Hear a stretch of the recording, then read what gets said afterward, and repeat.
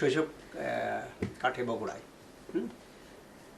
তো বগুড়ার যে পরিবেশ, আমার যেখানে বাড়ি সেখানে গ্রামীণ যে পরিবেশ, এই পরিবেশেই তো আমি অ্যাকচুয়ালি মানুষ হয়েছি। তো সেখানকার যে প্রাকৃতিক দৃশ্য, যে বাড়ির সামনে পুকুর, বাড়ির সঙ্গে আম বাগান, বা আশেপাশে যে কী বলা চলে আপনার বিল বা হাওর বা ছোট ছোট নদী, এগুলো আমার বাড়ির আশপাশে অনেক জায়গায় ছিল। তো সেই কারণে যে ওই যে প্রাকৃতিক দৃশ্যের যে একটা সৌন্দর্যের যে ব্যাপারটা, এগুলোকে আমাকে অনেক সময় আঁকতে, ছোটোবেলায় ছবি আঁকা ঠিক বলা চলে না, ওই স্কুলে যাওয়া হতো এগুলো আমরা আঁকতাম। তো সেখান থেকে আমার এই যে আসার যে চারুকলায় যে আসার যে ব্যাপারটা, সেটা কিন্তু একটা বিশেষ ঘটনার পরিপ্রেক্ষিতে আসা। যেমন আমি ওই একটু একটু ছবি আঁকতাম থেকে আমার এক ভাই ছিলেন, বড় ভাই, ও ঢাকায় থাকতো। তো ও বলতো যে ঠিক আছে, তুই ম্যাট্রিক করার পর আর্ট কলেজে ভর্তি হও। তা যে আর্ট কলেজ কোথায় আছে কি, এগুলো তো আমরা জানি না তখন। বলে তো আমরা বগুড়ায় খুঁজতাম যে আর্ট কলেজ আছে কিনা ম্যাট্রিক করার পর। তো পরে দেখি তো বগুড়ায় তো কোনো ওই রকম শেখার কোনো জায়গা নাই। যে পরবর্তী পর্যায়ে আমার ভাইয়ের সহযোগিতায় এই তখনকার আর্ট কলেজ এসে ভর্তি হলাম। তো সেটা তো সেই সময় 1965 সালে ব্যাপার, তখন তো অনেক সহজ সরল ব্যাপার ছিল। তো যাই হোক, আমরা সেইভাবেই আর্ট কলেজ থেকে পাশ করে বের হলাম। 1970 সালে পাশ করে বের হই। প্রথম কেমন কাজ করেছেন? প্রথম দিকে তো যে আমরা যখন ছাত্র জীবনে স্টাডি করেছি, সেটা বেশিরভাগই নেচার, প্রাকৃতিক দৃশ্য, বা কোনো একটা জিনিস সামনে দিলে সেটাকে হুবহু কীভাবে করা যায়। যেরকম আমার কিছু একটা ছবি এখানেও আছে, যে মোরগের স্টাডি করতে দিয়েছে ক্লাসে। তো সেটা জল রঙের মাধ্যমে করা। তো সেই যখন ওটা করি, তখন করার পরে চিন্তা হয়েছে যে না, এটা তো মানে বাস্তবে যে মোরগ তার থেকেও আরও সুন্দর হয়েছে। তো এইভাবে আমরা নেচার কে স্টাডি বেশি করতাম ওই সময়টা, কলেজ লাইফে। তখন সাবজেক্ট ছিল কি আপনার? বিষয় তো প্রি ডিগ্রিতে কোনো বিষয় থাকতো না। তো এখন যেরকম হয়তো প্রি ডিগ্রিতে ভাগ ভাগ করা হয়েছে ছাত্র বেশি হওয়ার পরে, তখন প্রি ডিগ্রিতে কোনো বিষয় ছিল না। প্রি ডিগ্রির পরেই আমরা যখন নিতাম, তখন ওই তখন তো দুটো বিভাগ ছিল, একটা হলো গ্রাফিক ডিজাইন আর একটা হলো ড্রয়িং অ্যান্ড পেইন্টিং। তো আমরা যারা ড্রয়িং অ্যান্ড পেইন্টিংয়ে নিতে চাইছি, তারা ড্রয়িং অ্যান্ড পেইন্টিংয়ে গেছি, অনেকে আবার গ্রাফিক ডিজাইন নিয়েছে। তো সেইভাবে আমার ড্রয়িং অ্যান্ড পেইন্টিং থেকে আমি পাশ করি আর কি। ভর্তি হওয়ার সময় মৌখিক যে হয় না, আমরা বলি ইন্টারভিউ যেটা বলি, তো তখন ওই শেরপা জয়নালদিনের সঙ্গে সামনাসামনি তো ইন্টারভিউ। তো উনি বলতেন যে এখানে পড়ে কি করবে, চাকরি তো নেই। তো যাই হোক, আমাদের তো ইচ্ছা ভর্তি হওয়ার, চাকরি কখন হবে না সেটা তো পারবো। যাই হোক, ওইভাবেই চিন্তা একটা ছিল যে পাশ করে কি চাকরি টাকরি পাবো কিনা। যাই হোক, আমরা মধ্যবিত্ত ফ্যামিলির ছেলে, তো পাশ করার পরে চাকরির সন্ধান, বিভিন্ন জায়গায় ইন্টারভিউ দিয়েছি। তো পরবর্তী পর্যায়ে একটা কলেজে একটা চাকরি পাই। তো সেই চাকরি নিয়ে আমি চলে গেলাম সিলেটে। তো সিলেটে দীর্ঘদিন, প্রায় 5 বছরের মতো সেখানে থাকার সময়, এটা ভারতীয় যে আমাদের কালচারাল যে প্যাক্ট আছে, তার মাধ্যমে ওই দেওয়া হয়, স্কলারশিপ দেয়। তো ওইটা আমি পত্রিকা দেখার পর আমি অ্যাপ্লাই করি। তো যাই হোক, সেখানে সিলেকশন পাওয়ার পর ইন্ডিয়া গেলাম। তো ভারতে যে আমরা যেখানে স্টাডি করতে গেলাম, সেটা বরোদা, MS ইউনিভার্সিটি বরোদা। তো সেখানে আমরা যে বিষয়টা আমি নিয়েছিলাম, আমারটা ছিল মুরাল ডিজাইন।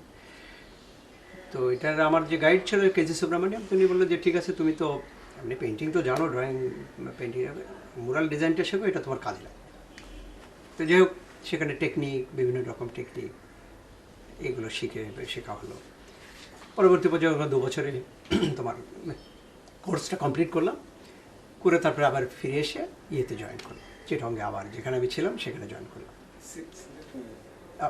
হ্যাঁ, পরে আমি ওখান থেকে বদলি হয়ে আমি চলে আসি, চিটংয়ে চট্টগ্রামে আসি। সেখানে 2 বছর পর, এরপর আবার বদলি হয়ে আমি তখন ঢাকা আর্ট কলেজ যে ছিল, গভর্নমেন্ট আর্ট কলেজ, সেখানে বদলি হয়ে চলে আসি। তো এখানে আসার পরে যেটা হয়েছে, যে একটা ডিপার্টমেন্ট আমি মোটামুটি আমার নিজের চেষ্টায়, বা আমার আরেকজন শিক্ষক ছিলেন, ওনাদের চেষ্টায় মিলে একটা ডিপার্টমেন্ট আমি এস্টাবলিশ করেছি, যেটা আমরা এখন বলি কারুশিল্প ডিপার্টমেন্ট। আমি অ্যাকচুয়ালি যখন ভারতে ছিলাম তখনও আমি বিভিন্ন রকম এক্সপেরিমেন্ট করছি যে কোনটা আমার কাছে ভালো লাগে। তো এইভাবে ধরো আমরা নেচারকে স্টাডি করেছি, সেখান থেকে ভাগ করেছি, মুক্তিযুদ্ধের বিষয় নিয়ে ছবি এঁকেছি, তারপর লোকজ ধারার ব্যাপারে নিয়ে ছবি এঁকেছি। আবার একটা সময় এসে আমি তৃতীয় বিশ্বের যে প্রবলেম, এইগুলো নিয়ে আমি কতগুলো সিম্বলিক অর্থে ভাঙ্গা দরজা জানালা এগুলো নিয়ে ছবি এঁকেছি। একটা পর্যায়ে এসে পিওর অ্যাবস্ট্রাকশনও করেছি। তো এগুলো আমার কোনোটাই আমার কাছে মানে মনে হচ্ছে সবই ভালো, আবার কোনোটাই আমার কাছে ভালো লাগে না। তো পরবর্তী পর্যায়ে আমার যে পরিবর্তন যেটা হলো, এই পরিবর্তনটা হওয়া এটাও এক ধরনের, আমি বলবো কি বলো, একটা অ্যাক্সিডেন্ট শিল্পীদের যা হয়, যে অনেক কিছু খুঁজতে খুঁজতে তখন দেখা যায় যে একটা জায়গায় যে সে একটা কিছু পেয়ে যায়। 1991 সালে একটা বিশেষ একটা মানে আন্তর্জাতিক কম্পিটিশনে একটা প্রতিযোগিতা হয়েছিল বাইরে, সেখানে আমি অংশগ্রহণ করলাম। তো সেইটাতে অংশগ্রহণের যে বিষয়টা, যে ছবিটা নিয়ে আমি অংশগ্রহণ করলাম, এটা একটা সাধারণ বিষয়। আমি শীতল পাটির একটা ডিজাইন আমি জাস্ট আমার মতো মডার্ন ফর্মে আমি এঁকে পাঠালাম। তো ওখানে যাওয়ার পরে যে ছবিটা যে মূল্যায়ন হলো, ছবিটা পুরস্কৃত হলো, বা সেখানে লোকজন যেভাবে মূল্যায়ন করলো এবং আমরা সেখানে গেলাম ইনভাইটেড হয়ে, তো তখন ওখানে দেখেছি যে কেন আমার এই ছবিটা মূল্যায়ন হলো। ওরা তখন বললো যে এটা তোমার এর ভিতর তোমার দেশের রুটটাকে আমরা পাইছি, তোমার দেশটার যে ট্র্যাডিশনাল ফর্মটা কী ছিল আগে, সেটা আমরা দেখতে পেয়েছি। তো ওইটা আমার কাছে কেন যেন একটু মানে নিজেকে ইয়ে লাগলো যে ঠিকই, তাহলে কি আমি দেশকে রিপ্রেজেন্ট করার মতো ছবি আঁকলাম। এটা সাধারণ ছবি, এমন কোনো আহামরি না। পরবর্তী পর্যায়ে ওইটার উপরে আমি চিন্তা করলাম, করে বিভিন্ন লোকজ ডিজাইন যে আছে, লোকজ ঐতিহ্য যে ব্যাপার, সেগুলোকে আমি কালেকশন করলাম। এভাবে করতে করতে কিছু ছবি আঁকার পর দেখলাম যে হ্যাঁ, অনেকে বলে ভালো, অনেকে আবার বলে যে হ্যাঁ এটা কী হচ্ছে। এক সময় একজন তো বলেই ফেললো যে শাকুর খালি ময়ূর রাখে, সে ময়ূরের ওই মাথাটা একদিকে বাঁকা। তো যাই হোক, আমার এক ছাত্র তখন এটার প্রতিবাদ করে বলেছিল যে স্যার এই যে ময়ূরের যে মাথাটা, এটা ঘুরাইতে তার 20 বছর সময় লাগছে। তো যাই হোক, এগুলো রসিকতা কিছুটা। তো যাই হোক, পরবর্তী পর্যায়ে আমি এটার সঙ্গে যোগ করলাম ময়মনসিংহ গীতিকা, বিখ্যাত ময়মনসিংহীরা যেটাকে আমরা বলি, এটা ডক্টর দীনেশ চন্দ্র সেন উনি কালেকশন করেছিলেন ময়মনসিংহ অঞ্চল থেকে। তো এটা পড়ার পর আমার কাছে আরও ইয়ে লাগলো যে এই দেশের এত ঐতিহ্য, এত কিছু থাকতে এটা নিয়ে তো কাজ করা যায়। তো যাই হোক, এটার উপর আমি বিভিন্ন রকম ডিজাইন করলাম। এটা ওইটা একজনের বাসায় গেছিলাম ঘুরতে, মানে সাহিত্যিকের বাসায়।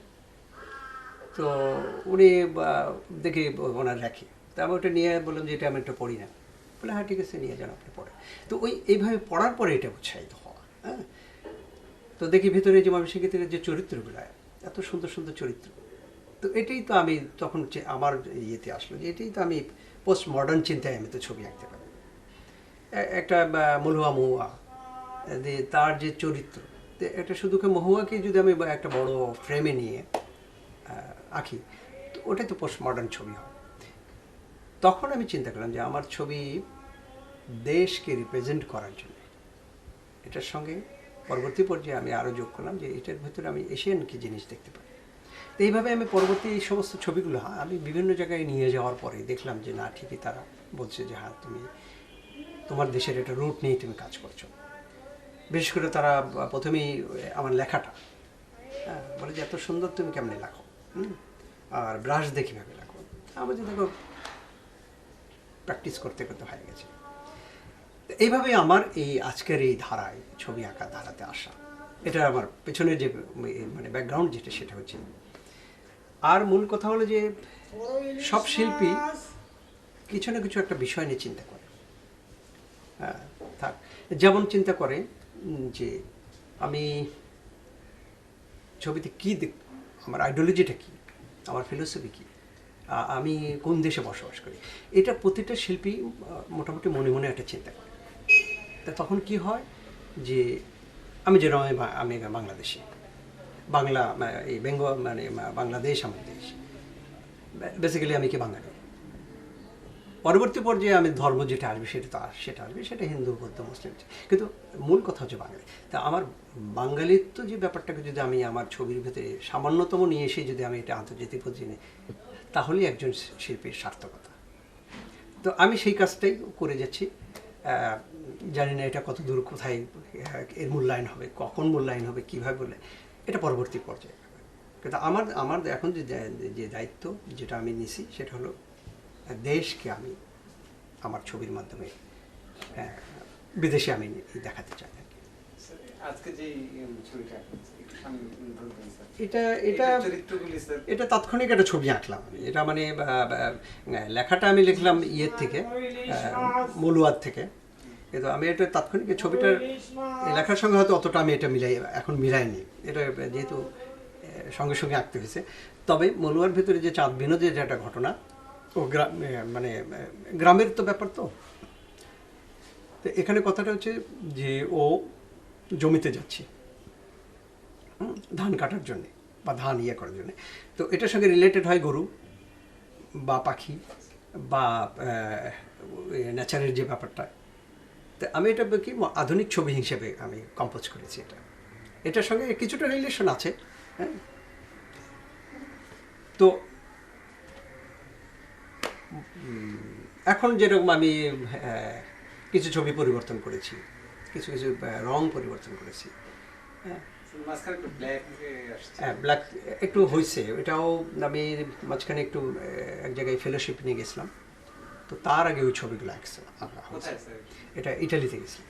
হ্যাঁ, ইউনেস্কো ফেলোশিপ, হ্যাঁ, ইটালিতে গেছিলাম। তো ওখানে যাওয়ার আগে এই কাজগুলো করেছিলাম। আবার ওখানে গিয়ে আবার কিছু আমি এক্সপেরিমেন্ট করেছি, যেটা আমি পরে ছবিগুলো দেখাচ্ছি, তোমরা উঠে নিও। তো আর ওখানে কী করলাম, জসিমউদ্দিনের নকশিকাঁথা মাঠের উপরে কিছু কাজ করেছে, যেটা আমার একটা প্রদর্শনী চলে, সেখানে কিছু ছবি আছে। তো শিল্পীদের অনেক সময় হয় একই রকম কাজ করতে করতে আবার কিছুটা হয়তো এসে যায় যে একঘেয়েমি, তখন সে নিজে কিছু আবার এক্সপেরিমেন্ট করতে চায়। তো সেরকমই ওখানে যে আমি কিছু কাজ করেছি, এক্সপেরিমেন্ট। তো এইভাবেই। আর এখন আবার যে এর মাঝে যে কাজগুলো করছি, এটা আবার একটু পরিবর্তন করতে চাচ্ছি, যে একটা বা দুটো কালার। হ্যাঁ, একেবারে প্রাইমারি আমাদের একদম জাস্ট ইয়ে কালার, যেটা ট্র্যাডিশনাল ফর্মটা ব্যবহার করছি এখানে। সেই লোকজ ঐতিহ্যের যে মানুষ ব্যবহার করে নকশিকাঁথা মাটি বা শীতল বাটিতে, সেইটা নিয়ে আসছি।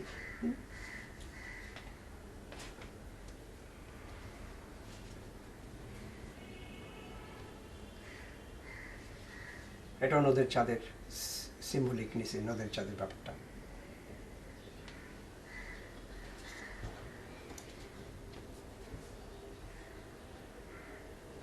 জানি না এগুলো দর্শক এবং যারা শিল্পরসিক তাদের কাছে কেমন লাগবে।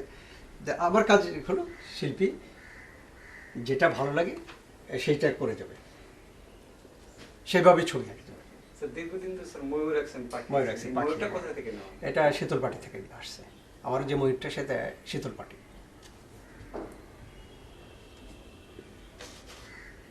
এখানে পাখি অনেক সময় গাজীরপট থেকে আসছে, অনেক নকশিকাঁথা থেকে আসছে।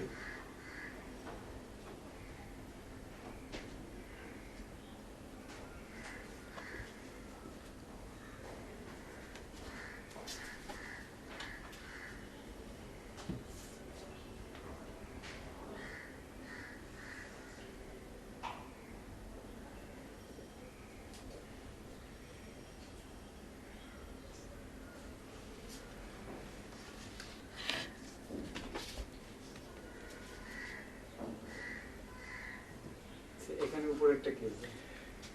হ্যাঁ, কোন দেশেতে গেল বিনোদ শোনো বিবরণ, আড়ালিয়া গ্রামে যাইয়া দিল দর্শন। এটা মলুয়ার চরিত্র থেকে নেওয়া।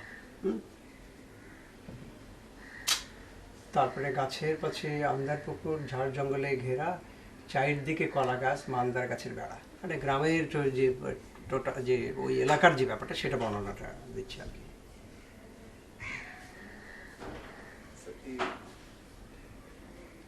লাস্টেরটা নিয়ে স্যার পুরো একটু পড়ে শোনানো, দেখেন এটা ভালো করে।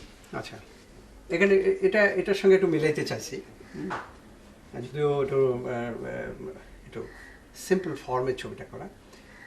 বলতেছে কও কও সুখ পাখিরে আমার বিবরণ, মানে মেয়েটা যখন একটা তার বিপদ হয়েছে তার হয়েছে তখন পাখিটাকে সে ওখানে পাখি ইয়েতে আসে তার বর্ণনা দেওয়ার জন্য। এটা রাজু ও যে আমরা কি বলি কি ধরনের গল্প থাকে না, রূপকথা। রূপকথা। তো রূপকথার ব্যাপারে ওই রকম এখানে বর্ণনাটা কাজল রেখা, ময়মনসিংহ থেকে কাজল রেখার মধ্যে আমার বিবরণ। আমার না দুঃখের দিন যাইব কখনো, রত্নমন্দির আমার ভাঙ্গা আইলো মাটি, ভূমিতে পড়িয়া শুই নাই একখানা ছুটি, পানি যে তুলিয়া খাই নাই ঝাড়ি, তারপরে আরও ছিল। যাই হোক, তো এখানে এটাকে আমি মোটামুটি ইয়ে করছি যে পাখিটার কাছে তার বর্ণনা শুনতে চাচ্ছে যে আমার যে দুঃখের যে ব্যাপারটা সেটা কি তুমি বলো। এইভাবেই ওই ময়মনসিংহ গীতিকার চরিত্রগুলো আসে। শিল্পীরাও অনেক সময় শিল্পীদের ছবি কালেকশন করে। তো সেভাবে আমার এক স্যারের শিল্পী ছবি আমি কালেকশনে আছে, এটা সামনে যেটা দেখছেন এখানে। তো এটা শিল্পী আব্দুল বাসেতের ছবি। এই ছবিটা আমি স্ক্রিন প্রিন্টের মাধ্যমে করে দিয়েছিলাম। তো সেই অনুসারে স্যারে এটা আমাকে গিফট করেছিল যে ঠিক আছে এটা তোমার কাছে রাখো। আরও শিল্পীদের যে কালেকশন করে যেরকম দোতারা, যে আমার কাছে যে মিউজিকটা দোতারার মিউজিক যে আমি পছন্দ করি, তো সেইভাবে দোতারা আমরা কালেকশন করেছি এটা। হ্যাঁ, তো শিল্পের কালেকশন মানে কি যে ওইটার সঙ্গে যে একাত্মতা যে ভালো লাগে সেই কারণে একটা কালেকশন করে রাখে। হ্যাঁ, তো এইভাবে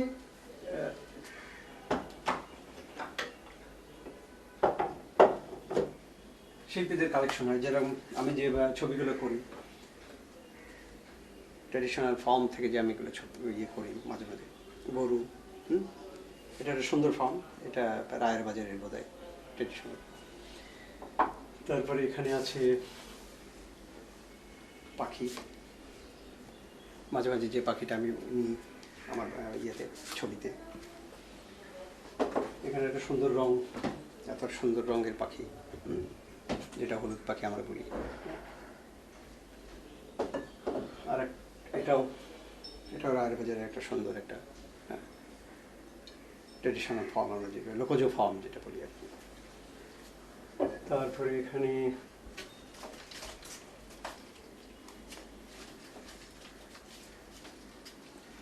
যদি অনেক দিনের পুরানা,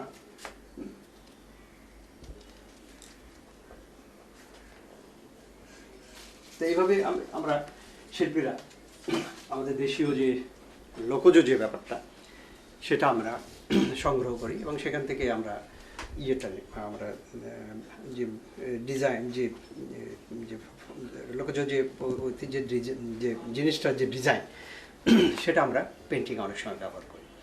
কিন্তু আমরা যখন ব্যবহার করি তখন আমাদের মতো করে করি। এখানে এই ধরনের ছবি যেগুলো এর মাঝে যে এটা করা,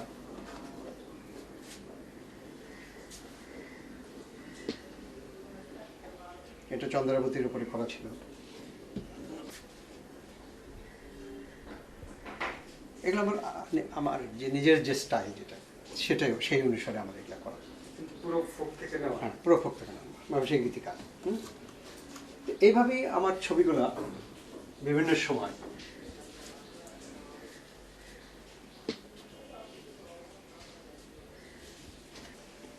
হয় একজন বড় শিল্পীর প্রভাব কিছু না কিছু পড়ে, প্রত্যেক শিল্পীর ভিতরে পড়ে, কারণ ওনার মাপে শিল্পী বাংলাদেশে নাই, সহজ কথা। তো সেই কারণে কিছু না কিছু ব্যাপার আসে, যে হয়তো কোনো একটা ড্রয়িংয়ের কিছু ব্যাপার আসছে বা ওনার থিমের সঙ্গে মেলার জন্য হয়তো কোনো কিছু হয়েছে, হয় এটা শিল্পীদেরই হবে। যেরকম পিকাসোর ইনফ্লুয়েন্স সারা পৃথিবীতে পড়েছে, তো সেরকম আবদিন স্যারেরও একটা ইনফ্লুয়েন্স বাংলাদেশের অনেক শিল্পীতে পড়েছে। কামরুল হাসানও আমি যেরকম একজন লোকজ ধারার শিল্পী, কামরুল হাসানের একই ছিল ওনারও ব্যাপারটা। উনিও বড় মাপের শিল্পী, অসংখ্য কাজ করেছে, অজস্র, মানে বাংলাদেশের লোকজ ব্যাপারটাকে নিয়ে উনি বিভিন্ন রকমভাবে করেছেন। ওনারটা ছিল জীবনযাত্রার সঙ্গে উনি লোকজ জিনিসগুলোকে মিলাইছেন, অনেকে সরাসরি ফর্মটাকে নিয়ে এসে ব্যবহার করেছেন। আমার সঙ্গে একটু ডিফারেন্স ওইটা, আমি একটা গীতিকবিতাকে নিয়ে লোকজ ঐতিহ্যকে সন্ধান করেছি, ওনাদের ভিতরে সেইটা ছিল না। এইটুকু আমার সঙ্গে অনেক ডিফারেন্স হয়। তো ধারাবাহিকতা একই। ধারাবাহিকতা প্রায় কাছাকাছি। জামিনী রয়, কামরুল হাসান, কাইম চৌধুরী, রশিদ চৌধুরী, এই বেশ প্রায় কাছাকাছি এগুলো ব্যাপারটা। আমারও কিছু কিছু জিনিস হতো না ওনাদের সঙ্গে মিলে যায়। অনেক বড় মাপের শিল্পী। আগে আগে একটু হতো, এখন হয় না। এখন এরা বুঝে নিছে যে আমি এইভাবেই আমার শিল্পী জীবন। যে ধরনের হয়তো বাজার করা, ঠিক আছে আজকে পারলাম না, ঠিক আছে কালকে যাই, এরকম হয়েছে ব্যাপারটা। দেন মানে সঙ্গে আমার পরিবারে যারা, এরা এটাকে গ্রহণ করে নিছে। না হলে তো হতো না। না হলে আমি তো এই যে অল্প সময়ের ভিতরে এই যে সকালে ঘুম থেকে উঠে একটু বসি, একটু বসে ছবি আঁকি, তারপরে এরপরে অফিসে যাই, বিকেলে একটু ছবি আঁকি বা কিছু কেনাকাটা করি, বা যদি মনে করে আজকে একটু বাজার যাওয়া দরকার, তো এরকমভাবে ওরাও এটাকে মেনে নিছে। হ্যাঁ, যে একজন শিল্পী তার যে স্বাধীনতা যেটা, সেটা তো শিল্পী তার স্বাধীনতার জন্য চেষ্টা করবে। এটা যদি ফ্যামিলি যদি এটাকে ইয়ে করে, বাধা দেয়, বা ফ্যামিলি যদি এটা পছন্দ করে, তখন কি হয়? তখন হবে শিল্পী তখন তার সেই কাজগুলো আর করতে পারবে না। তখন আমরা দেখেছি সারা পৃথিবীতে এই ধরনের ঘটনা ঘটেছে। শিল্পী তখন দেখে যে যখন আর কোনো কিছু হচ্ছে না, পারছে না, বা এই সমস্ত প্রবলেম এত কিছু, তখন শিল্পী তখন টোটালটা ইয়ে করে, সব কিছু বন্ধ করে দেয়। ওই কি বলা হয়, বহিম্যান হয়ে যায়। এরকম অনেক শিল্পী হয়েছে।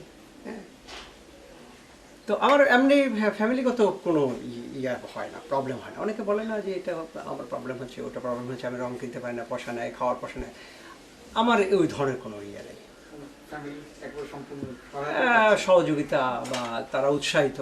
এই যে এক্সিবিশন হয়, ওরা নিজেরাই দেখে টেলিভিশনে যে কোন নিউজটা আসতেছে, কোনটা ভালো লাগছে, এইভাবেই আর কি।